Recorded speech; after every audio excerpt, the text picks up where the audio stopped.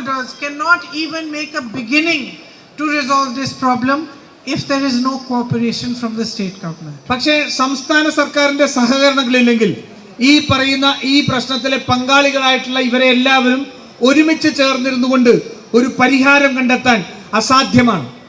So what happens? It becomes a political issue. Each side blames the other side, but the problem doesn't resolve. It just keeps growing. അതുകൊണ്ട് എന്താണ് സംഭവിക്കുന്നത്? അത് ഒരു രാഷ്ട്രീയ വിഷയമായി മാറുന്നു.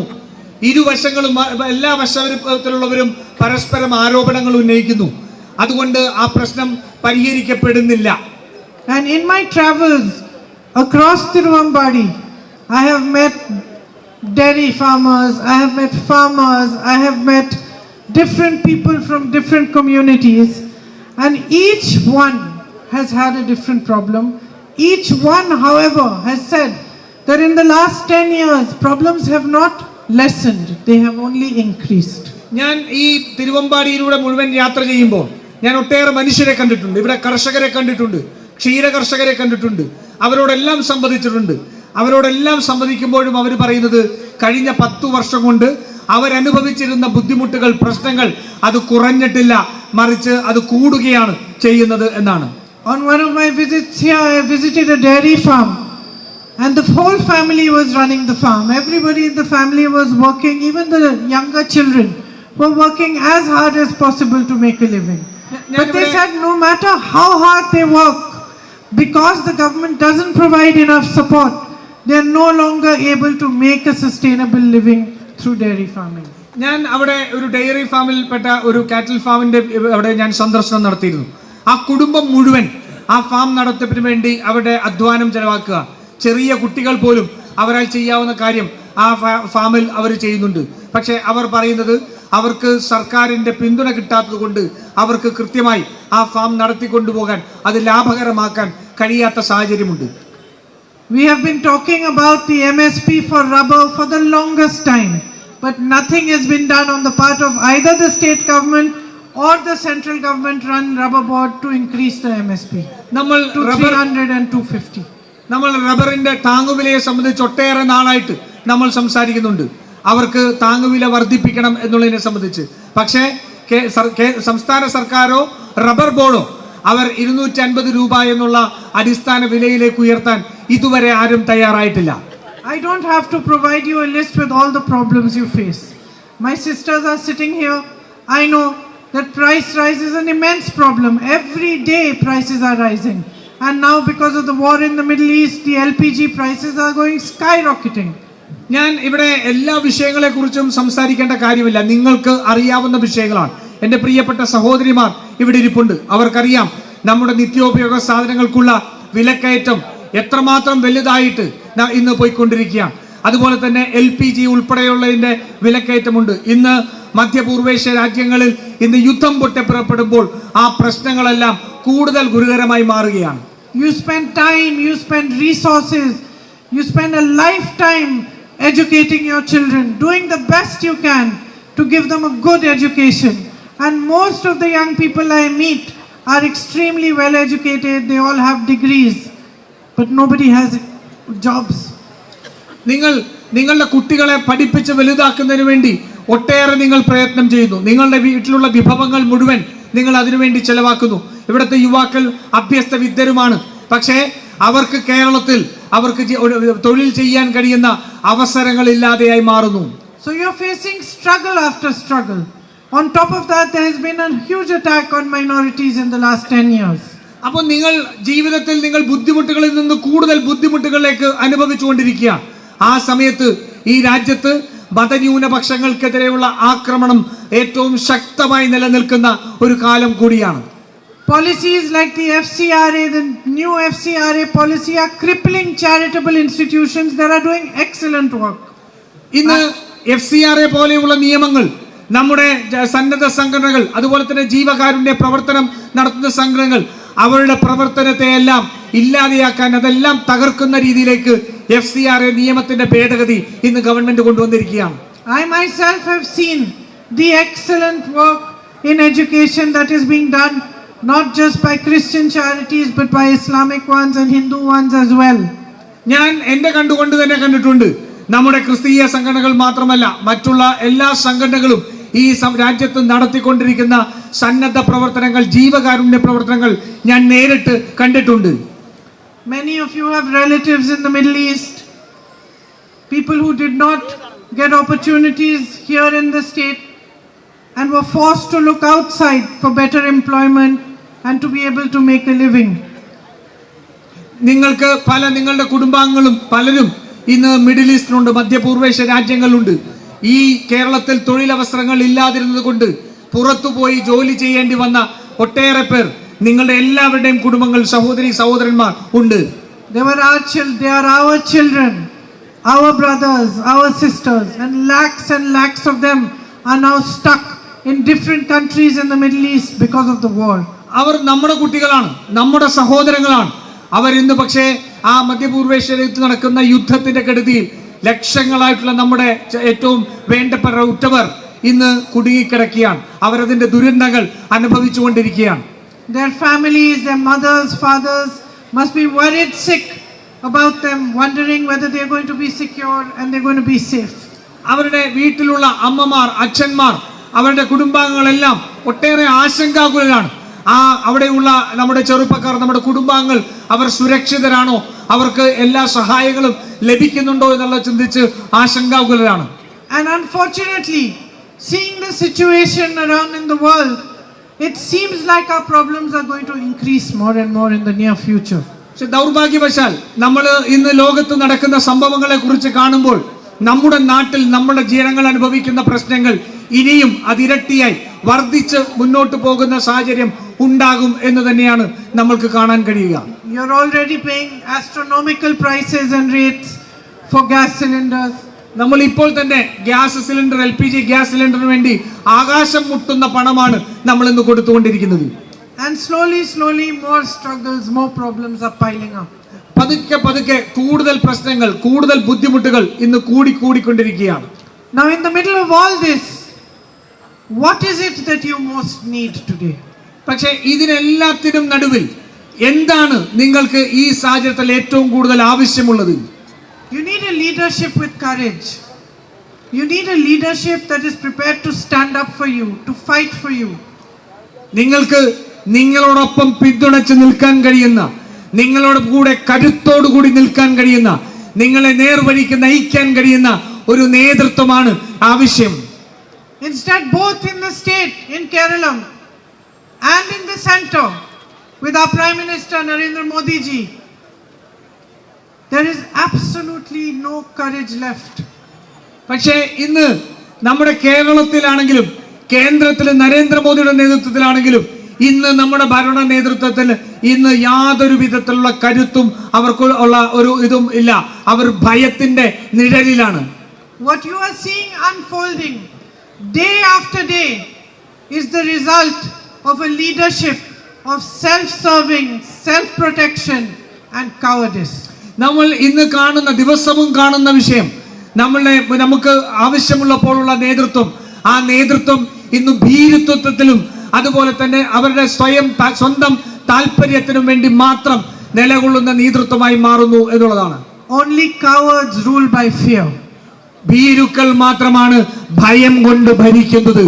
A leader who does not have the courage to hear criticism, a leader who does not have the courage to allow people to express themselves freely, a leader who is scared of his opponents is a coward. ഒരു നേതാവ് അദ്ദേഹം സ്വന്തം ജനങ്ങളുടെ വിമർശനങ്ങൾ കേൾക്കാൻ തയ്യാറല്ലെങ്കിൽ, ആ ജനങ്ങൾ അവർ സ്വതന്ത്രമായി അഭിപ്രായങ്ങൾ രേഖപ്പെടുത്തുന്നത് കേൾക്കാൻ തയ്യാറല്ലെങ്കിൽ അദ്ദേഹം ഭയത്തിന്റെ, ഭീരുത്വത്തിന്റെ പിടിയിലാണ്. And unfortunately, the Chief Minister of Kerala is a coward and the Prime Minister of India is a coward. ദൗർഭാഗ്യവശാൽ കേരളത്തിന്റെ മുഖ്യമന്ത്രി ഒരു ഭീരുവാണ്. കേന്ദ്രത്തിൽ നരേന്ദ്രമോദി പ്രധാനമന്ത്രി ഒരു ഭീരുവാണ്. Our Prime Minister does not have the courage to open his mouth when thousands and thousands of children are being killed in Palestine.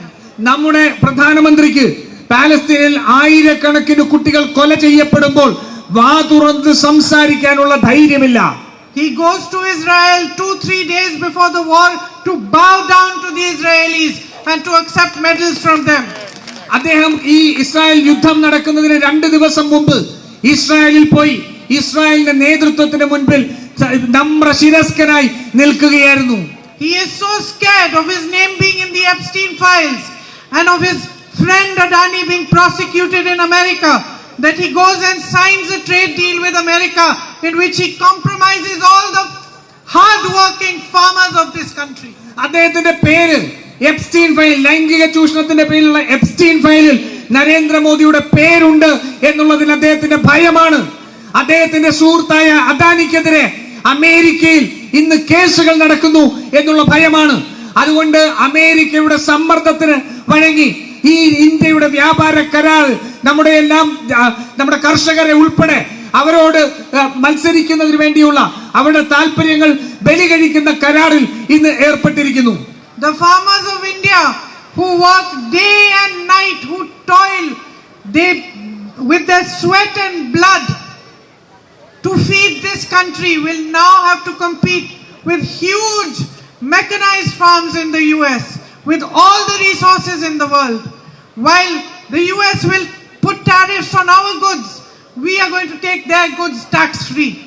നമ്മുടെ കർഷകർ ഈ രാജ്യത്തെ കർഷക നിലങ്ങളിൽ ചോരയും നീരും ഉയർത്തുന്ന നമ്മുടെ കർഷകർ, കഠിന പ്രയത്നം നടത്തുന്ന കർഷകർ ഇന്ന് അമേരിക്കയുമായി ഉണ്ടാക്കിയിരിക്കുന്ന വ്യാപാര കരാറിന്റെ പേരിൽ അമേരിക്കയിലെ യന്ത്രവർക്കിതമായ കർഷകരോട് അല്ലെങ്കിൽ വലിയ സംവിധാനങ്ങളുള്ള കർഷകരോട് മത്സരിക്കാൻ നിർബന്ധിതരായിരിക്കുകയാണ്. അവരുടെ ഉൽപ്പന്നങ്ങൾ നമ്മൾ മേടിക്കാൻ നമ്മൾ നിർബന്ധിതരായിരിക്കുകയാണ്. Our Prime Minister has signed a deal in which India now has to buy 9 lakh crores worth of goods from America. For what? To protect him. നമ്മുടെ രാജ്യം ഇന്ന് നരേന്ദ്രമോദി ഇന്ന് അമേരിക്കയുമായിട്ട് ഉണ്ടാക്കിയ വ്യാപാര കരാറിന്റെ അടിസ്ഥാനത്തിൽ അമേരിക്കയിൽ നിന്ന് 9 ലക്ഷം കോടി രൂപയുടെ ഉൽപ്പന്നങ്ങൾ നമ്മൾ വാങ്ങാൻ നിർബന്ധിതരായിരിക്കുകയാണ്. എന്തിനു വേണ്ടി? അദ്ദേഹത്തിന്റെ ഭയത്തിന് നമ്മൾ കൊടുക്കുന്ന വിലയാണോ അത്? Why should millions of the people of India who work hard to earn a living, who make honest livings, be paying from their pockets to save one man's skin? എന്തിനു വേണ്ടിയിട്ടാണ് ദശലക്ഷക്കണക്കിനായ മനുഷ്യർ അവർ കഠിന പ്രയത്നം ചെയ്ത് ഉണ്ടാക്കുന്ന പൈസ ഒരു മനുഷ്യന്റെ ഭയത്തിന് വേണ്ടിയിട്ട് ചിലവാക്കേണ്ട അവസ്ഥയിലെത്തിക്കുന്നത്? All of you know that at every step of governance in Kerala there is corruption. All of you have to face it daily. നിങ്ങൾക്ക് എല്ലാവർക്കും അറിയാം, കേരളത്തിന്റെ ഭരണത്തിൽ എല്ലാ ഘട്ടത്തിലും നടക്കുന്ന പ്രവർത്തനങ്ങളിൽ അഴിമതിയുടെ നിഴലുണ്ട് എന്ന് നിങ്ങൾക്ക് എല്ലാവർക്കും അറിയാവുന്നതാണ്. The whole of Kerala knows how contracts are given by this government. ഈ കേരളത്തിലെ എല്ലാവർക്കും അറിയാം ഇന്ന് ഈ സംസ്ഥാന സർക്കാരിന്റെ കീഴിൽ കരാറുകൾ എങ്ങനെയാണ് കൊടുക്കപ്പെടുന്നത് എന്നറിയാം. And I am sorry to say that every child in Kerala knows that the chief minister has become a corrupt man. എനിക്ക് പറയുന്നതിന് വിഷമമുണ്ട്, പക്ഷെ കേരളത്തിലെ എല്ലാ കുട്ടികൾക്ക് പോലും അറിയാം കേരളത്തിന്റെ മുഖ്യമന്ത്രി ഒരു അഴിമതിക്കാരനാണ് എന്ന് തീർച്ചയായും അറിയാം. And every child knows that he is a compromised man. അതുപോലെ തന്നെ എല്ലാ കുഞ്ഞുങ്ങൾക്കും അറിയാം ഇന്ന് അദ്ദേഹം കീഴ്പ്പെട്ടുപോയ പരാജിതനായ ഒരു മനുഷ്യനാണ് എന്നറിയാം. And every sister and brother knows that he has made a deal with the BJP. അതുപോലെ തന്നെ നമ്മുടെ എല്ലാ സഹോദരി സഹോദരന്മാർക്കും കൃത്യമായ ബോധ്യമുണ്ട് കേരളത്തിന്റെ മുഖ്യമന്ത്രി ബിജെപിയുമായി ധാരണ ഉണ്ടാക്കിയിരിക്കുന്നു. The LDF and the BJP are corrupt corporate parties. നമ്മുടെ LDFും അതുപോലെ തന്നെ ബിജെപിയും അഴിമതിക്കാരായ കുത്തകവൽകൃതമായിട്ടുള്ള പാർട്ടികളാണ്. I would go as far as saying that even their ideologies don't matter to them anymore. All that matters is self-protection. All that matters is staying in power at all costs. ഞാൻ ഒരു കാര്യം കൂടി പറയുന്നു, അവർക്ക് ഇന്ന് അവരുടെ ആശയങ്ങൾ പോലും ഒരു പ്രശ്നമല്ലാതെയായി മാറിയിരിക്കുന്നു.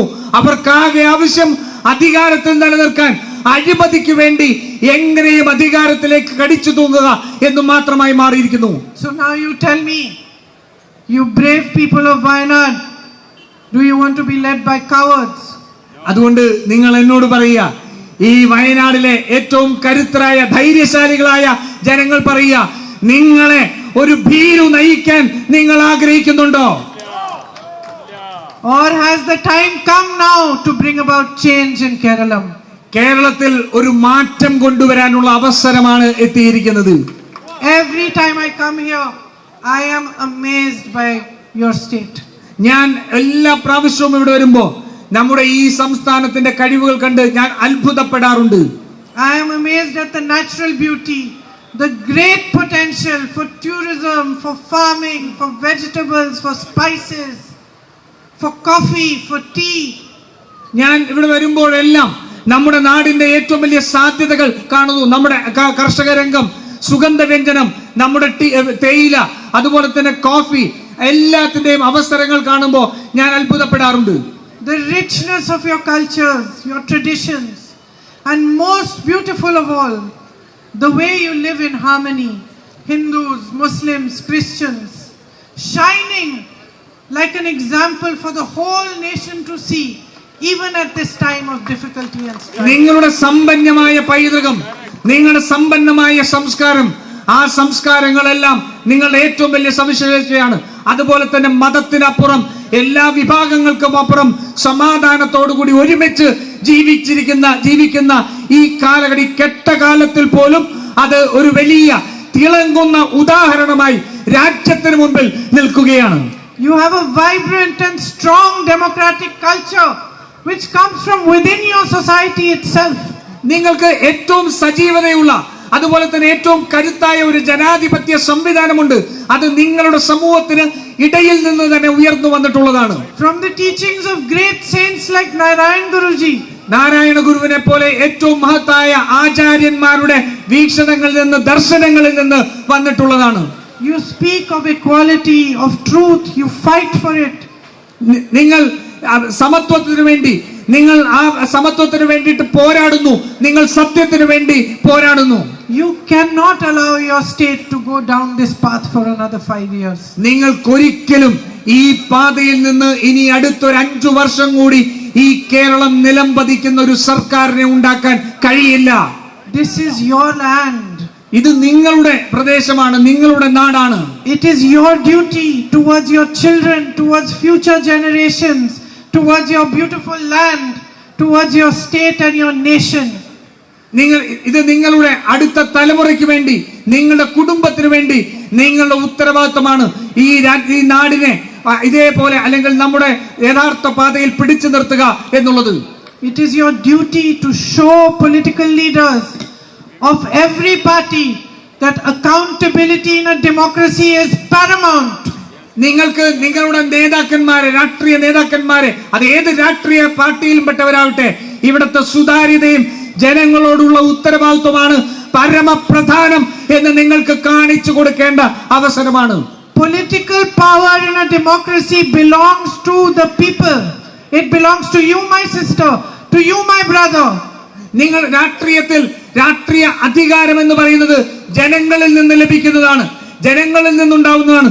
ഇവിടുത്തെ സഹോദരിമാർ, ഇവിടുത്തെ സഹോദരന്മാരാണ് ആ അധികാരം രാഷ്ട്രീയ നേതാക്കന്മാർക്ക് നൽകുന്നത്.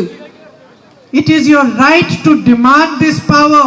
It is your right to demand that those who stand on these stages and lecture you at political rallies are answerable to you.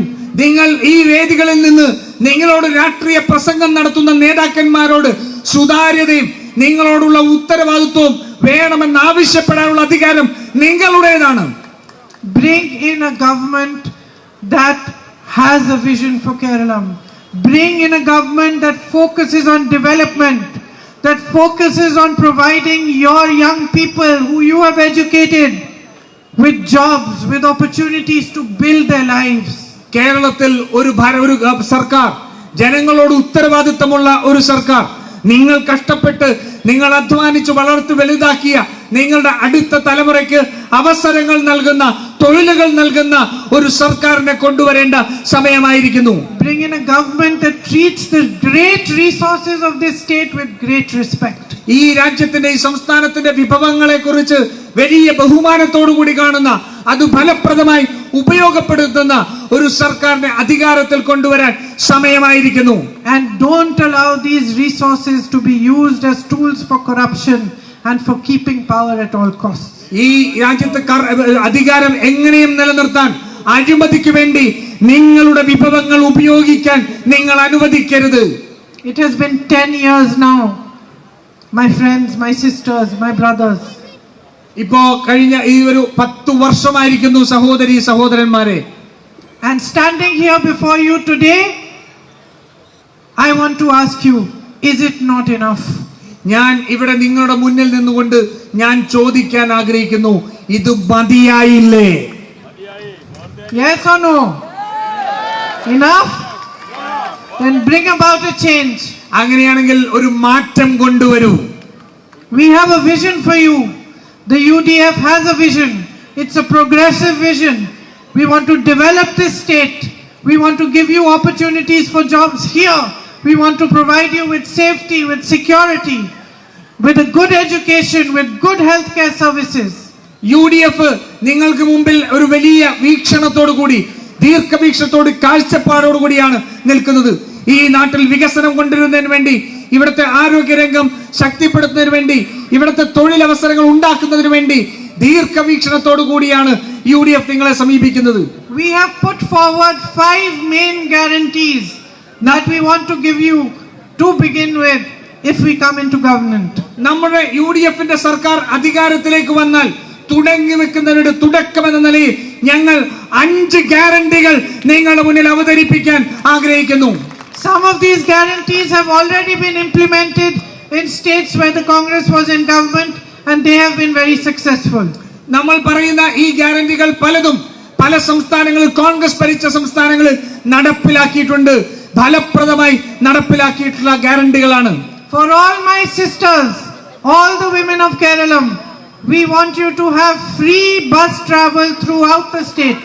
എന്റെ പ്രിയപ്പെട്ട സഹോദരിമാർക്ക്, കേരളത്തിലെ മുഴുവൻ സഹോദരിമാർക്ക് കേരളത്തിൽ എവിടെയും KSRTC ബസ്സിൽ സൗജന്യമായ യാത്ര ലഭ്യമാക്കണമെന്നുള്ളതാണ് guarantee. We guarantee that we will give all college going girls 1,000 rupees per month. ഞങ്ങൾ മറ്റൊരു ഗ്യാരണ്ടി നൽകുന്നു. കേരളത്തിലെ വിദ്യാഭ്യാസം കോളേജുകളിൽ പോകുന്ന എല്ലാ വിദ്യാർത്ഥിനികൾക്കും നമ്മുടെ സഹോദരിമാർക്ക് മാസം 1000 രൂപ വെച്ച് അവർക്ക് നൽകും എന്നുള്ള ഗ്യാരണ്ടി നമ്മൾ പ്രഖ്യാപിച്ചിട്ടുണ്ട്. We will give 3,000 rupees per month welfare pension for the elderly. നമ്മളുടെ മുതിർന്ന പൗരന്മാർക്ക് സാമൂഹിക സുരക്ഷാ പെൻഷൻ നമ്മൾ 3000 രൂപയായി വർദ്ധിപ്പിക്കുമെന്നുള്ളതാണ് അടുത്ത guarantee. And a special ministry for senior citizens who have spent lifetimes bringing up younger generations. We do not want them to be insecure and alone in old age. നമ്മുടെ പുതിയ തലമുറയെ വളർത്തിയെടുത്ത നമ്മുടെ മുതിർന്ന പൗരന്മാർ അവർ അരക്ഷിതരായി അവരുടെ ജീവിത സായാഹ്നത്തിൽ ജീവിക്കരുത്. അതുകൊണ്ട് അവരുടെ ക്ഷേമത്തിന് വേണ്ടി, അവർക്ക് പിന്തുണ നൽകുന്നതിന് വേണ്ടി മുതിർന്ന പൗരന്മാർക്ക് ഒരു പ്രത്യേക വകുപ്പ് നമ്മൾ രൂപീകരിക്കുമെന്ന് നമ്മൾ ഗ്യാരണ്ടി നൽകുന്നു. In Rajasthan, when there was a Congress government, there was a scheme that provided 25 lakhs of health insurance cover, ensuring that up to 25 lakhs of expenditure on health, whether it was for surgeries or for any other medical assistance, medicines, any other medical assistance, you would get 25 lakhs for free, and after that only you would have to pay. നമ്മൾ രാജസ്ഥാനിൽ ഉണ്ടായിരുന്ന കോൺഗ്രസ് സർക്കാർ വിജയകരമായി നടപ്പിലാക്കിയ പദ്ധതി ഓരോ കുടുംബത്തിനും 25 ലക്ഷം രൂപയുടെ സമഗ്ര ആരോഗ്യ ഇൻഷുറൻസ്. അവർക്ക് ഒരു ഓപ്പറേഷൻ, ഒരു സർജറി വേണ്ടി വന്നാൽ, അവർക്ക് ഗുരുതരമായ രോഗം ബാധിച്ചാൽ 25 ലക്ഷം രൂപ വരെ ആ കുടുംബത്തിലെ ആർക്കും ഒരു പൈസ പോലും കൊടുക്കാതെയുള്ള ചികിത്സ ഈ ഗ്യാരണ്ടിയിലൂടെ ലഭ്യമാവും. And we want to do the same in Kerala. Every household will get 25 lakhs of health insurance.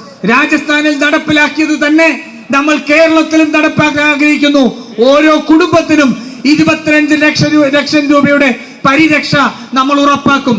So all medical bills up to 25 lakhs will be paid by the government. അതുകൊണ്ട് 25 ലക്ഷം വരെയുള്ള എല്ലാ ഹോസ്പിറ്റൽ ബില്ലുകളും സർക്കാർ അടയ്ക്കുന്നതാണ്.